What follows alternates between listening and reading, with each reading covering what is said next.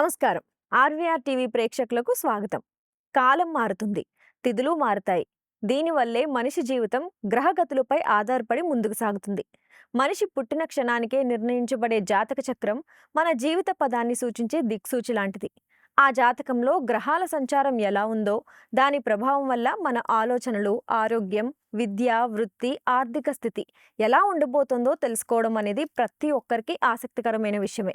మరి ఈ మార్చి నెలలో ఏ రాశి వారికి అదృష్టం ఎలా ఉంటుంది, ఎలాంటి పరిహారాలు చేసుకుంటే మంచి ఫలితాలు కలుగుతాయి అనేది వివరించేందుకు ఈరోజు మనతో పాటు స్టూడియోలో ప్రముఖ జ్యోతిష్య పండితులు బ్రహ్మశ్రీ డాక్టర్ సివిబి సుబ్రహ్మణ్యం గారు ఉన్నారు. గురువు గారిని అడిగి అనేక విషయాలను తెలుసుకునే ప్రయత్నం చేద్దాం. నమస్కారం గురుగారు. మనం ప్రతి నెల ఒక్కొక్క రాశికి సంబంధించినటువంటి విషయాలని తెలుసుకుంటున్నాం. మార్చి నెలలో ఏ రాశి వారికి ఏ విధంగా ఉంటుందనేది వివరించండి. దాంట్లో భాగంగా కన్య రాశి వారికి మార్చి నెలలో ఏ విధంగా ఉంటుంది?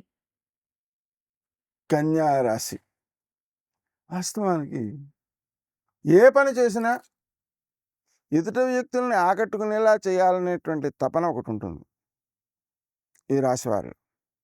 అదే వ్యక్తి రాణించడానికి కూడా పనికొస్తుంటుంది, స్నేహ సంబంధాలు పెరగడానికి కూడా పనికొస్తుంటుంది, ఇతరులతో పోటీపడి విజయం పొందడానికి కూడా పనికొస్తుంది. అయితే తాను పోటీ పెట్టుకోకూడదు. తాను పోటీ పెట్టుకున్నట్లయితే పని యందు శ్రద్ధ కంటే పోటీ యందు శ్రద్ధ పెరిగితే పని నష్టపోయే ప్రమాదం ఉంది. అందుకని తన పనిని తాను చేసుకుంటూనే ఉండగానే ఇతరులను అధిగమించేటువంటి శక్తి ఏర్పడేటందుకు తగిన సమయంగా దీన్ని గుర్తించవచ్చు. అయితే అతి ముఖ్యంగా ఉన్న ఇబ్బంది ఏంటంటే నిద్ర పట్టడం తక్కువగా ఉంటుంది. ఆ నిద్ర అనేటువంటిది తక్కువ కావడం వలన అది మానసిక ఆరోగ్యం పైన, శారీరక ఆరోగ్యం పైన ప్రభావం చూపించే అవకాశం ఉంది. రోగ నిరోధక శక్తి తగ్గే అవకాశం ఉంది. దానివలన మనం ఆహారం విషయంలో సకాలానికి తీసుకోవడం, ఆ తీసుకునేటువంటి ఆహారం కూడా రెండు రకాలుగా ఉంటుంది. ఏమిటంటే ఆకర్షణీయంగా ఉండేటువంటిదేమో రుచికి ప్రాధాన్యం ఇచ్చేది, ఆకర్షణలు ఏమీ లేకుండా ఉన్నదేమో ఆరోగ్యానికి ప్రాధాన్యం ఇచ్చేది. ఆరోగ్యానికి ప్రాధాన్యం ఇచ్చే ఆహారమే తీసుకోవాలి తప్ప రుచికి సంబంధించినటువంటి ఆహారానికి ప్రాధాన్యం ఇవ్వకూడదు. ఈ పదార్థం నాకు నచ్చలేదు కాబట్టి తినను అని అనుకోకూడదు. ఈ పదార్థం శరీరానికి అవసరం కాబట్టి తింటాను అనుకోవాలి. అంతేకాకుండా సమయానికి తీసుకోవాలి అనేటువంటి నియమం కూడా పెట్టుకోవాలి.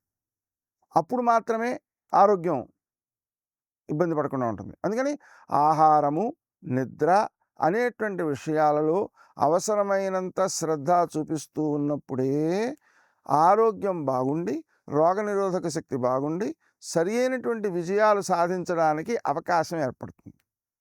అక్కడ విజయం సాధించడం కోసం అంటూ ప్రత్యేకించి ఏదో చేతులు కాళ్ళు తొక్కేసుకోవడం కాదు. సహజంగా ప్రయాణం చేస్తూ ఉంటేనే విజయాలు వస్తాయి, ఈ రెండు పాటించడం వల్ల. అంతేకాకుండా అప్పులు ఇవ్వకూడదు. అప్పు ఇచ్చినట్లయితే తిరిగి రాదు. అందుకని ఇతరులకు చేసేటప్పుడు సహాయం చేయాలే తప్ప తిరిగి వాళ్ళ నుంచి వస్తుందని కానీ, తిరిగి వాళ్ళ నుంచి కృతజ్ఞత వస్తుందని కానీ ఆశించకుండా చేయాలి చేసే పని. అప్పుడు అది పుణ్యంగా మారి మన యొక్క అభివృద్ధికి ముందుకు తోడ్పడుతుంది. దానిలో కూడా ఇతరులు ఆరోగ్య సంబంధమైన ఇబ్బందులను పడుతున్నప్పుడు చేసే సహాయము అపరిమితమైనటువంటి విజయాన్ని ఇస్తుంది మిగిలిన విషయాల కంటే. అంటే సామాన్యంగా లోకంలో అప్పులు ఎందుకు చేస్తారు అంటే అనారోగ్యం చేస్తే చేస్తారు, లేదా ఆశతో చేస్తారు. ఆశతో అభివృద్ధి కోసం చేస్తారు. ఆ ఆశతో అభివృద్ధి చేసే వాళ్ళ కోసం మనం ఎంత తాపత్రయపడినా ప్రయోజనం తక్కువగా ఉంటుంది.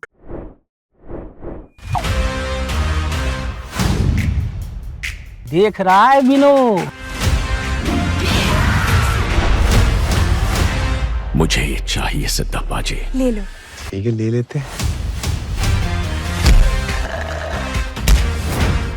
किसी और में कोई आपत्ति? बहुत बढ़िया.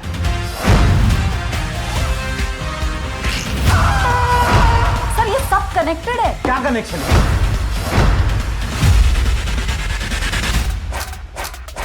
निशाना लगाया तो शिकार पक्का।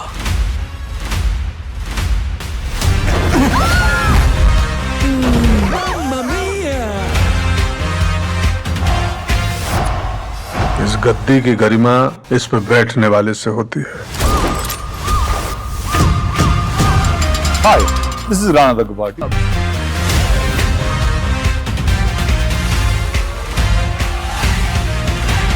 दिल खुश कर दिया यार विकास।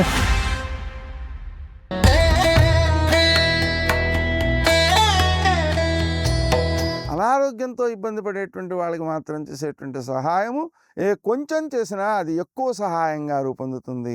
వాళ్ళకి భయాన్ని తొలగిస్తుంది, ఎక్కువ ఆదరాన్ని ఇస్తుంది, ఎక్కువ పుణ్యాన్ని ఇస్తుంది. అందుకని ఆ విషయంలో మనం సహకరించాలి. అలాగే స్నేహ సంబంధాలను కాపాడుకోవడం కోసం కూడా ప్రయత్నం చేయాలి. ఆ కాపాడుకోవడం కోసం ప్రయత్నం చేసేటప్పుడు కూడా మనం ఎదుటి వ్యక్తికి సహకరించడం అనేటువంటిదే ప్రయోజనంగా పెట్టుకోవాలి తప్ప ఎదుటి వ్యక్తి నుంచి సహాయం తీసుకుంటూ ఉండడమే అనేటువంటి స్థితి పనికిరాదు. వన్ వే ట్రాఫిక్లా తయారవుతుందన్నమాట. అది మనకు ఎంతసేపు తీసుకోవడమే తప్ప ఇవ్వడం ఉండదు అన్నట్లుగా తయారైతే వ్యక్తులు దూరం అయిపోతారు. వ్యక్తులు దూరం అయిపోయిన తర్వాత మనం సహాయం ఏం తీసుకోలేము. కాబట్టి ఎప్పుడు కూడా ఈ రాశి వాళ్ళకి ఉన్నటువంటి ప్రధాన సూత్రం ఏంటంటే, తాను ఎదుటి వ్యక్తి నుంచి ఉపకారం ఆశించకుండానే సిద్ధించిన దాన్ని కృతజ్ఞతాపూర్వకంగా తీసుకోవడము, ఎదుటి వ్యక్తికి మనము సహకరించడానికి ఉపకరించడానికి ఎల్లవేళలా సంసిద్ధముగా ఉండడము. ఈ రెండిటికంటే ఉత్తమమైనది ఇంకో మార్గం ఉంది. అదేమిటంటే, మనకెవరైతే ఉపకరించారో లేదా అవసరంతో కూడి ఉన్నారో వాళ్ళకి స్వయంగా చేయలేకపోతామో అటువంటి పరిస్థితిలో కూడా వాళ్ళిద్దరికీ కూడా మేలు జరగాలి, వాళ్ళకి కావాల్సిన అవసరాలు తీరాలి, వాళ్ళకి సౌఖ్యం కలగాలి, ఆరోగ్యం కలగాలి అనేటువంటి రీతిలో భగవంతుడిని ప్రార్థించడం అనేటువంటిది ఎక్కువ ప్రయోజనకారిగా ఉంటుంది.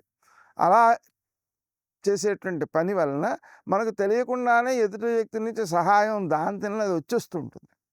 దానివలన మనకు ఆ అభివృద్ధి అంటే మన చాటున కూడా మనని వ్యతిరేకించేవారు కానీ మన యొక్క అభివృద్ధిని కోరని వారు కానీ ఉండరు. మన చాటును ఎంతమంది మన అభివృద్ధిని కోరుతారో అంత అభివృద్ధి మన జీవితంలో ఎదురవుతుంటుంది. అందుకని దానికి తగినట్టుగా వ్యవహరించడం అనేటువంటిది ఒకటి. ఇంకో విషయం ఏంటంటే, ఇది 25వ తారీఖు తర్వాత అనుకోని ఖర్చులకు అవకాశం ఎక్కువ ఉంది. ఆ విషయాన్ని మనం దృష్టిలో పెట్టుకుని 2-3 మార్గాలలో ధనాన్ని సమకూర్చుకుని పెట్టుకోవాలి. సమకూర్చుకుంటే తీసుకోకూడదు, చెప్పాలి. వాళ్ళతోటి చెప్పి సహాయం అవసరం అవుతుంది, ఆ సమయంలో డబ్బు అవసరం కావచ్చు, నేను అడుగుతాను, అవసరమైతే అడుగుతాను. అలాగా 2-3తో చెప్పట్టే పెట్టుకోవాలి. అవసరానికి మాత్రమే, తగినంత మాత్రమే తీసుకోవాలి. అప్పు చేస్తే తిరిగి చెల్లించడం కూడా కష్టమైపోతుంది. అందుకని తప్పనిసరి అయితే తప్ప దాని జోలికి వెళ్ళకూడదు అనే విషయాన్ని కూడా మనం దృష్టిలో పెట్టుకోవాలి. అంతేకాకుండా మనకు విద్యార్థులలో నూతన విషయాలను గ్రహించడానికి తగినంతటి స్థాయి, సౌకర్యం పెరుగుతుంది. ఎన్నో విషయాలు తెలుసుకోవడానికి అవకాశం లభిస్తుంది. అంతేకాకుండా వ్యాపారస్తులకు కూడా క్రొత్త ప్రయత్నాలు ఫలిస్తాయి. కొత్త వ్యాపారాదులు ప్రారంభించడం కోసం కానీ, కొత్త పరిచయాలతో తమ యొక్క వ్యాపారాన్ని అభివృద్ధిలోకి తీసుకెళ్ళడానికి కానీ అనుకూలమైనటువంటి సమయంగా దీన్ని గుర్తించవచ్చు. ఆ విధంగా పలు రకాలుగా ఉండేటువంటి అభివృద్ధులన్నిటిలోనూ కూడా ఎదుటి వ్యక్తులను ఆకట్టుకోవడం అనేటువంటిది ప్రధాన సూత్రంగా పనిచేస్తుంటుంది. దాంతో మనం చేసేటువంటి ప్రతి పనిని కూడా ఎదుటి వ్యక్తికి అవసరమైనది ఆలోచించి చేయాలి. ఉదాహరణకి సామాన్యంగా లోకంలో ఏం చేస్తుంటారు, తమకు నచ్చినది బహుమానం ఇతరులకు ఇస్తుంటారు. తమకు నచ్చింది ఇవ్వడం కాదు, మనకేం చేయాలి, ఎదుటి వ్యక్తికి అవసరమైనది చూసి ఇవ్వాలి. అప్పుడు మాత్రమే అది సరి అయినటువంటి ప్రయోజనాన్ని ఇస్తుంది. అంతేకాకుండా ఆ వ్యక్తిని పూర్తిగా మనకి లోబడిపోయేలా చేస్తుంది. ఎందుకని, అవసరానికి అవసరమైన వస్తువు అందించడం అనే దాని వలన. ఈ 2 సూత్రాలని కూడా మనం పాటిస్తున్నట్లయితే సహాయాలను వినియోగించుకోవచ్చు, సహాయాలను ఇతరులకు చేయవచ్చు. రెండింటికి ఉపకరిస్తుంది. ఆ విధంగా అభివృద్ధికి మేలు చేసేటువంటి మార్గంగా దీన్ని గుర్తించాల్సిన అవసరం ఉంది. అతి సామాన్యంగా విష్ణుమూర్తికి సంబంధించినటువంటి ఉపాసన, దత్తాత్రేయుడికి సంబంధించిన ఉపాసన చాలా బాగా ఉపకరిస్తాయి. మనం ఏ నిర్ణయమైనా తీసుకునే ముందు శ్రీదత్త శరణం మమ అనే మంత్రాన్ని జపించుకోవడం మంచిది. అందులోనే తెల్లవారుజామున 5 నుంచి 6 వరకు శ్రీదత్త శరణం మమ అనే మంత్రాన్ని జపించుకుంటున్నట్లయితే మన ఆలోచన సరిగా పనిచేసి లోకంలో జరిగేటువంటి ఘటనల నుంచి కూడా జ్ఞానాన్ని సముపార్జించే శక్తి ఏర్పడుతుంది. అంతేకాదు ధార్మికమైనటువంటి మార్గంలో ధనాన్ని సంపాదించడం, ధనాన్ని రక్షించుకోవడం, దాన్ని వృద్ధిపరచడం, సద్వినియోగం చేయడం అనేటువంటి 4 స్థాయిలలోనూ కూడా ధర్మ సద్వినియోగం అవుతుంది. అందుకని త్రిదత్త శరణం అనేటువంటి మంత్రాన్ని తెల్లవారుజామున చేసుకోవాలి. ఉదయకాలం కూడా ఎలా చేయాలి అంటే, ఎప్పుడైనా అవసరపడినప్పుడు ఒక నిర్ణయం తీసుకోవడానికి ముందు 10 నిమిషాలు 15 నిమిషాలు ఆ జపం చేసుకుని తరువాత నిర్ణయం తీసుకుంటూ ఉంటే అది బాగా ఉపకరిస్తుంది. అలాగే విష్ణు సహస్రనామ స్తోత్రం వినడం, ఎందుకంటే విష్ణువుకి సంబంధించిన నక్షత్రం శ్రవణం. ఆ శ్రవణం కావడం వలన, శ్రవణం అంటే వినడం అని అర్థం, ఆ కారణం వలన విష్ణువు అంటేనే అసలు వివేష్టితి విష్ణువు అని అంతటా వ్యాపించి ఉన్నటువంటి వాడు విష్ణువు. అంతటా నిండి ఉండడం ఎలా కుదురుతుంది అంటే దానికి ఉదాహరణ చెబుతారనమాట. ఆకాశవతు సర్వగత, ఆకాశంలో అంతటా నిండి ఉన్నవాడు అని చెప్తారు. అలా అంతటా నిండి ఉన్నటువంటి విష్ణుమూర్తి యొక్క సహస్రనామాన్ని చదవడం వల్ల కంటే వినడం వల్ల ఎక్కువ ప్రయోజనం సిద్ధిస్తుంటుంది. కాబట్టి ఆ విష్ణు సహస్రనామ స్తోత్రం వినడం అనేది బాగా ఉపకరిస్తుంది. అలాగనే తెల్లవారుజామునే గణపతి సహస్రం వింటూ ఉంటే విఘ్నాలు తొలగడంతో పాటుగా పలు రంగాలలో వృద్ధి చెందడానికి కానీ, తానున్న రంగంలోనే పలు విధాల వృద్ధి చెందడానికి కానీ అవకాశాలు ఎక్కువగా ఉంటాయి. అందువల్ల ఇవి పరిహార క్రియలుగా మనం భావన చేయవచ్చు. గురువుగారు కన్యరాశికి సంబంధించి చాలా చక్కటి విషయాల్ని తెలియజేసినందుకు ధన్యవాదాలు. చూశారు కదా, కన్యరాశికి సంబంధించి గురువుగారు చాలా చక్కటి విషయాలను అయితే మనందరికీ అర్థమయ్యే విధంగా తెలియజేశారు. మరి మీకు కూడా ఎటువంటి సందేహాలు ఉన్న కింద కమెంట్ సెక్షన్లో అక్కడ తెలియజేయండి. అలాగే మరిన్ని ఇలాంటి వీడియోస్ కోసం RVR టీవీని లైక్ చేయండి, షేర్ చేయండి, అలాగే సబ్స్క్రైబ్ చేసుకోండి.